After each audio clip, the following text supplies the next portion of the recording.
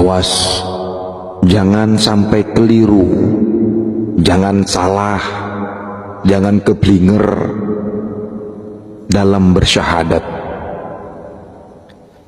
Sahabat-sahabatku, saudara-saudaraku yang aku cintai, yang aku sayangi karena Allah, yang disebut Muhammad itu ada dua dimensi, walaupun wujud keduanya sama dan menempati wadah yang sama. Muhammad yang Nabi syahadatnya pun sama dengan manusia lainnya, la ilaha illallah wa Muhammad Rasulullah. Syahadatnya beliau bukan wa ana Rasulullah ya. Artinya di balik Muhammad yang Nabi, Muhammad bin Abdullah, ada Muhammad lainnya yang disaksikan Nabi sebagai Rasulullah. Berarti di situ ada dua dimensi dari dua Muhammad yang berbeda, walaupun ada dalam wadah yang sama dan wujud yang sama-sama. Anak Abdullah. Muhammad yang Nabi itu manusia, sama dengan kita. Sedangkan Muhammad yang dibaliknya yang Nabi itulah Nur Muhammad. Ini rahasia besar. Rahasia besar agama ada di situ. Frekuensi channel Tuhan ada di situ. Rasulullah ada di situ. Nabi Muhammadnya manusia, tapi Nur Muhammadnya bukan manusia, tapi menempati manusia. Maka syahadat umat akhir zaman yang tidak mungkin ketemu johirnya Nabi Muhammad SAW, peluangnya tetap bisa ketemu apa yang disebut sebagai Nur Muhammad, sebagai utusan Allah, walaupun menempati wadah waris yang berbeda. Mari kita cerita logika. Zaman ini Nabi Muhammad terpaut 1500 tahun lalu. Tidak ada foto beliau, tidak ada lukisan beliau, tidak ada patung beliau. Maka syahadat penyaksian Muhammad Rasulullah harusnya kepada Muhammad yang bukan manusianya. Karena ini hal yang mustahil. Peluang syahadat menyebut Muhammad yang manusia hanya sebatas lip sync saja. Karena kan nggak mungkin disaksikan atau kesaksian palsu atau dusta. Jika syahadatnya saja dusta, apalagi sholatnya, zakatnya, puasanya, hajinya, hatinya, atau amal ibadah lainnya, semuanya palsu dan dusta. Hanya syahadat akal saja, nggak mungkin bisa nembus ruhnya kalau pakai akal. Benar syariat syahadat akalnya saja, tapi hanya sebatas ucapan saja, tapi tidak bisa berkesaksian. Maka pantas orang yang bersyahadat secara syariat tidak menyaksikan yang sebenarnya Muhammad, ngaji hakikat, tapi bersyahadatnya masih menggunakan akal, maka hatinya pun tidak menyaksikan Allah. Maka maklum dan pantas manusia yang begini masih melakukan penyerangan-penyerangan, kedengkian-kedengkian, keiri hatian, kebakhilan, kesombongan, kesyirikan, kemunafikan. Lisannya masih berbau busuk, lisannya masih mau menggibah, membuka aib, menghina orang. Kenapa? Dia tidak menyaksikan yang benar-benarnya, benar-benar dalam penyaksian kepada Muhammad yang sesungguhnya.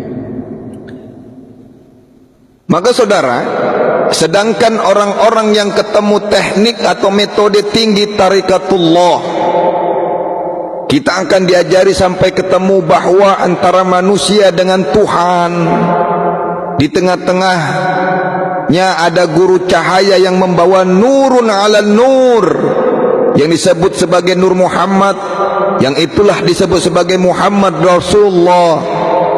Dan syahadatnya bisa bersaksi ketika ruhnya yang bersyahadat. Saya ulangi kalimatnya, syahadatnya bisa bersaksi ketika ruhnya yang bersyahadat.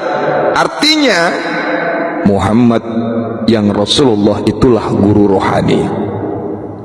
Karena yang bisa mengenalkan, mengislamkan ruh kita adalah guru rohani, atau yang disebut sebagai mursyid, yang menempati wadah seorang wali yang disebut di dalam Al-Kahfi ayat 17 sebagai waliya mursyida. Itulah Nur Muhammad, itulah Rasulullah Muhammad di akhir zaman. Kenal di alam roh, maka syahadatnya pasti terpraktekkan, tersaksikan, potensinya hidup dan menghidupkan. Ada potensi ketuhanan yang tersalur di baliknya syahadat tersebut. Karena kunci menuju Islam mesti harus wajib lewat syahadat dulu, ya toh? Saudara-saudara yang Allah muliakan, mudah-mudahan dengan singkat ini uraian atau yang kita sampaikan membuka nalar logika kita semua agar sadar bahwa selama ini kita masih sebatas syahadat palsu dan dusta. Semoga dengan adanya kajian ini, mohon maaf kalau agak keras, ini bukan kekerasan tapi menegaskan, mohon maaf, supaya sadar kita semua bahwa syahadat kita selama ini masih dusta, masih palsu. Tapi seakan-akan kita tuh menganggap orang lain itu lebih rendah kajiannya. Kalau kita syahadat kita saja palsu, pasti sholat kita palsu, puasa palsu, zakat kita pasti palsu. Sadarin itu supaya kita itu tidak menganggap ibadah orang lain itu salah, atau suka menghina orang lain, mengancam orang lain, menggibah, bakhil, dengki, iri hati dan sebagainya. Kenapa? Karena syahadatnya palsu. Semoga banyak yang berjuang mencari guru Nur Muhammad, guru Rasulullah, guru waliyah mursyidah. Ya, Allah pernah menyebutkan di dalam surat Taubah ayat 128, akan selalu ada Rasul di tiap-tiap zamanmu dan dari kaummu sendiri. Jadi kalau kita baca ayat ini baru masuk akal bahwa peluang syahadat umat akhir zaman yang tidak ketemu johirnya Nabi Muhammad tetap bisa bersyahadat kepada Muhammad Rasulullah. Cari, berjuang, terus belajar, karena tidak akan ketemu jika tidak dipilihnya untuk ketemu. Hanya yang dipilih, ditunjuki dan dikehendakinya saja. Maka Tuhan itu harus dirayu. Kalau nggak dirayu nggak bakalan turun ridho dan rahman rahimnya. Jangan terpukau dengan agama dogma syariat yang selama ini tuan-tuan ataupun kita pelajari dengan akal, akhirnya debat dan debat, merasa paling benar sendiri. Kenyataannya sangat jauh berbeda prinsip praktiknya. Cerita ma'rifat tapi bibirnya masih suka mengumpat. Cerita ma'rifat tapi suka menggibah orang, masih berburuk sangka, memutuskan silaturahim, menghina orang lain. Itu bukan ma'rifat. Apa sebabnya? Karena syahadatnya palsu, prakteknya nol. Karena harusnya prakteknya itu harus lewat apa? Tariqatullah yang benar, yang mursyidnya itu sampai ke mata rantai Rasulullah Sallallahu Alaihi Wasallam. Mohon maaf zahir dan batin.